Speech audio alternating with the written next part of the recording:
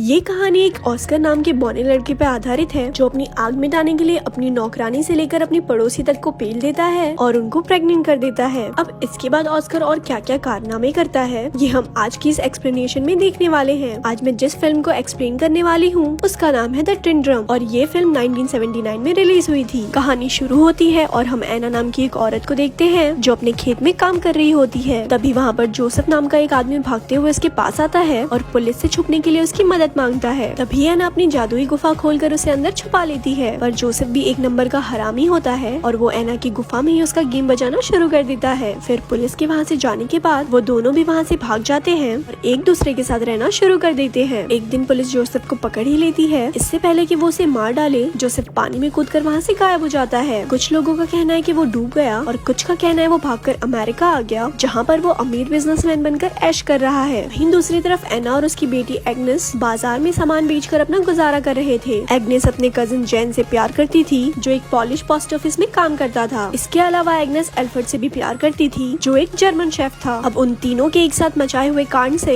Agnes को Oscar नाम का एक बेटा होता है जिसका बाप जैन था या एल्फ्रेड ये सिर्फ भगवान को ही पता है। पैदा होने के बाद ऑस्कर चुप होने का नाम ही नहीं ले रहा था, पर जब उसकी माँ ने कहा कि उसकी 3 साल की उम्र होने पर वो उसे एक टिन ड्रम देगी तब जाकर ऑस्कर ने रोना बंद किया। फिर 3 साल का होने पर जब ऑस्कर ने अपने बर्थडे पार्टी में लोगों को शराब पीते हुए और नंगा नाच करते हुए देखा तो उसने डिसाइड किया कि वो कभी भी बड़ा ही नहीं होगा और अपने इसी महान काम को पूरा करने के लिए वो सीढ़ियों से कूदकर नीचे गिर जाता है। और अब उसके बाद से ही ऑस्कर हमेशा के लिए 3 साल का ही रह जाता है। ऑस्कर कभी भी अपने टूटे हुए ड्रम को खुद से अलग नहीं करता और जब भी कोई उसकी ड्रम उससे छीनने की कोशिश करता है तो ऑस्कर इतना जोर से चिल्लाता है कि वो अपनी आवाज से कांच को भी तोड़ देता है। अब टाइम बीतता है और हम देखते हैं कि ऑस्कर अब 6 साल का हो गया है, पर ना तो वो बड़ा हो रहा था और ना ही वो अपने टूटे हुए ड्रम को छोड़ रहा था। और अगर कोई उससे वो ड्रम छीनने की कोशिश करता तो ऑस्कर अपने आवाज से कांच तोड़ देता। अब ऑस्कर की इस पावर को देखकर डॉक्टर भी हैरान थे और ऑस्कर के परिवार को सिर्फ ये जानना था कि वो बड़ा क्यों नहीं हो रहा। दूसरी तरफ हम देखते हैं कि एग्नेस हर गुरुवार को ऑस्कर के साथ शहर जाती थी और काम के बहाने ऑस्कर को एक दुकान में छोड़कर वो जैन के पास जाकर उसके साथ खपाखप करती थी। पर एक दिन ऑस्कर को उसकी माँ की चढ़ती जवानी के बारे में पता चल जाता है। अब कुछ साल और बीतते हैं और ऑस्कर अब 12 साल का हो चुका है। फिर ऑस्कर एक दिन अपने मॉम डैड के साथ सर्कस देखने जाता है जहाँ वो कुछ बौने लोग को परफॉर्म करता हुआ देखकर ऑस्कर के मॉम डैड को भी लगने लगता है कि ऑस्कर शायद बौना है। फिर सर्कस खत्म होने के बाद ऑस्कर बेबरा नाम के एक बौने से मिलता है जो कि ऑस्कर के इस टैलेंट को देखने के बाद उसे अपने सर्कस में काम करने के लिए बोलता है। और तभी वहाँ ऑस्कर के मॉम डैड आ जाते हैं और उसे अपने साथ ले जाते हैं। अब इसके कुछ दिनों बाद हम देखते हैं कि एग्नेस जिस दुकानदार के पास ऑस्कर को छोड़कर जाती थी वो दुकानदार एग्नेस से प्यार करने लगा था। वो उसे और ऑस्कर को अपने साथ लंदन चलने को बोलता है। तभी एग्नेस उसे मना कर देती है और उसे चूतिया बोलकर वहाँ से चली जाती है। फिर कुछ दिनों बाद एग्नेस को पता चलता है कि वो प्रेग्नेंट है और उसके पेट में जैन का बच्चा है। अब इस बात से एग्नेस काफी परेशान रहने लगती है और परेशानी में वो बहुत सारी मछलियाँ खाती है जो खाना उसे बिल्कुल भी पसंद नहीं था। वहीं उसके पति एल्फ्रेड को इस बात से कोई मतलब नहीं था कि जैन के पेट में किसका बच्चा है, वो सिर्फ एग्नेस को खुश देखना चाहता था। और क्योंकि ऑस्कर के पैदा होने के बाद एग्नेस को कभी भी खुशी नहीं मिली इसीलिए वो बच्चे को जन्म नहीं देना चाहती थी और ज्यादा मछलियाँ खाने के बाद फूड पॉइजनिंग की वजह से उसकी डेथ हो गई। इसके कुछ सालों बाद हम ऑस्कर को देखते हैं वो अपना ड्रम ठीक कराने के लिए जैन को एक पॉलिश पोस्ट ऑफिस के पास लेकर जाता है। वो दौर चल रहा था जब जर्मनी पूरे पोलैंड पे हमला कर उसे अपने कब्जे में करने की कोशिश कर रहा था। वहीं पोस्ट ऑफिस में भी पॉलिश लोग जर्मनी पर हमला करने की तैयारी कर रहे थे। तभी अचानक जर्मन उन पर हमला कर देते हैं और इस हमले में बाकी लोग के साथ साथ जेन भी मारा जाता है और ऑस्कर किसी तरह बच जाता है और वहाँ से भाग जाता है। अब इसके कुछ दिनों बाद हम देखते हैं कि एल्फ्रेड 16 साल की मारिया नाम की लड़की को अपनी दुकान पर काम करने के लिए रखता है। मारिया दुकान के काम के साथ साथ ऑस्कर का भी ध्यान रखती थी और फिर कुछ दिनों में ऑस्कर को मारिया से प्यार होने लगा। ऑस्कर भी मारिया जितनी ही उम्र का था। मारिया को इस बात पर यकीन नहीं था, उससे लगता था वो अभी भी बच्चा ही है। फिर एक रात जब एल्फ्रेड किसी काम से बाहर जाता है तो ऑस्कर अपने अंदर की बढ़ती हुई आग को रोक नहीं पाता और वो मारिया के कंबल में घुसकर उसके साथ घपाघप करना शुरू कर देता है। अब मारिया को भी इस पर मजा आ रहा था इसीलिए वो भी ऑस्कर को नहीं रोकती। अब धीरे धीरे ऑस्कर उसके और करीब आने लगा। फिर एक दिन उसे पता चला कि मारिया का एल्फ्रेड के साथ अफेयर चल रहा है। मारिया एल्फ्रेड से बहुत प्यार करती थी पर एल्फ्रेड सिर्फ उसका इस्तेमाल कर रहा था। अब इस बात से मारिया बहुत ज्यादा दुखी हो जाती है और रोने लगती है। पर जब ऑस्कर उसे संभालने उसके पास आता है तो मारिया उसे बौना बोल के उसके पिछवाड़े पर लात मार देती है। अब कुछ महीनों बाद हम देखते हैं कि मारिया एल्फ्रेड के बच्चे की माँ बनने वाली थी और ऑस्कर उस बच्चे को मारना चाहता था पर मारिया ऐसा होने नहीं देती। फिर इसके कुछ दिनों बाद मारिया एक लड़की को जन्म देती है जिसको पाकर सभी लोग बहुत खुश थे पर ऑस्कर इससे बिल्कुल भी खुश नहीं था क्योंकि क्योंकि उसे लगता था कि ये बच्चा उसका है। दूसरी तरफ हम ऑस्कर के दोस्त बेबरा को देखते हैं, जो कि वर्ल्ड वॉर 2 के दौरान नाजी आर्मी में एक बहुत बड़े पोस्ट पर काम करता था। फिर एक दिन उसने ऑस्कर को भी अपनी टीम में आने को कहा, जो कि पेरिस में एक परफॉर्मेंस करने वाले हैं। अब ऑस्कर उनके साथ मिलकर सभी को अपनी टैलेंट दिखाने लगता है और इसके साथ उसे अपनी टीम की एक लड़की रोज से प्यार हो जाता है। अब टाइम बीतता है और हम देखते हैं ऑस्कर अपने बोनो दोस्तों के साथ खुश था और वो अपनी जिंदगी अपने हिसाब से जी रहा था, जैसे कि खाना पीना और घपाघप करना। पर फिर एक दिन अमेरिकन सेना वहाँ पर हमला कर देती है और उस हमले में ऑस्कर की आइटम रोज मारी जाती है। अब उस हादसे के बाद ऑस्कर वापस अपने घर आ जाता है और वहाँ पर वो मारिया के 3 साल के बेटे को एक वैसा ही टेंड्रम गिफ्ट करता है, जो कि उसे उसकी 3 साल की उम्र में मिला था। अब मारिया ऑस्कर के आने से बिल्कुल भी खुश नहीं थी, पर एल्फ्रेड उसके आने से बहुत ही ज्यादा खुश था और उसने ऑस्कर को उन लोगों से छुपा कर रखा जो उसका इलाज करने के लिए उसे हॉस्पिटल में भर्ती करना चाहते थे, क्योंकि एल्फ्रेड को ऐसा नहीं लगता था कि ऑस्कर एबनॉर्मल है। अब शहर में जैसे जैसे तनाव का माहौल बढ़ रहा था, तो एल्फ्रेड को भी डर के मारे ऑस्कर और अपनी एक पड़ोसी लीना को अपने घर के बेसमेंट में छुपा कर रखना पड़ता था। इसके साथ ही एल्फ्रेड को अपने नाजी सिपाही होने का सबूत भी छुपाना पड़ता था। फिर एक दिन रशियन सिपाही उनके घर पर घुस आते हैं और वो एल्फ्रेड के सामने ही लीना के साथ घपाघप करने लगते हैं। वहीं एल्फ्रेड की नाजी सिपाही होने की सच्चाई छुपाने के लिए ऑस्कर उसे एक पिन देता है, जिसके उस पे नाजी सिपाही होने के बारे में लिखा हुआ था। पर तभी एल्फ्रेड बचने के लिए उस पिन को निगल लेता है और वो पिन उसके गले में अटकने की वजह से उसकी वहीं पर ही मौत हो जाती है। फिर एक दिन मारिस नाम का आदमी एल्फ्रेड की दुकान आता है और अब वो उस दुकान का नया मालिक था। अब दुकान को अपने कब्जे में करने के बाद मारिस एल्फ्रेड का फ्यूनरल कर देता है, क्योंकि उसने भी रिसेंटली अपने बच्चे और पत्नी को खोया था और वो अपनों को खोने का दर्द अच्छे से समझ सकता था। वहीं एल्फ्रेड के फ्यूनरल पर ऑस्कर को समझ आ जाता है कि उसका अब इस दुनिया में और कोई नहीं है। इसीलिए ऑस्कर अब डिसाइड करता है कि अब वो फिर से बड़ा होगा। ऑस्कर अपने ड्रम को भी एल्फ्रेड के साथ दफना देता है, पर तभी कहीं से एक पत्थर आकर ऑस्कर के सर पर लगता है और वो वहीं पर बेहोश हो जाता है। फिर वहाँ मौजूद एक आदमी बताता है कि ऑस्कर अब बड़ा होने लगा है। फिल्म के लास्ट सीन में हम देखते हैं कि एना को छोड़कर बाकी सभी लोग उस शहर को छोड़कर चले जाते हैं, जहाँ ऑस्कर को अब पता चलता है कि उसकी चिल्लाने की शक्ति भी अब जा चुकी है। लास्ट में एना वहीं पर ही रह जाती है जहाँ से इस कहानी की शुरुआत हुई थी और इसके साथ ही ये फिल्म यहाँ पर खत्म हो जाती है। ऐसे ही और स्टोरी सुनने के लिए हमारे पेज को लाइक करें। धन्यवाद।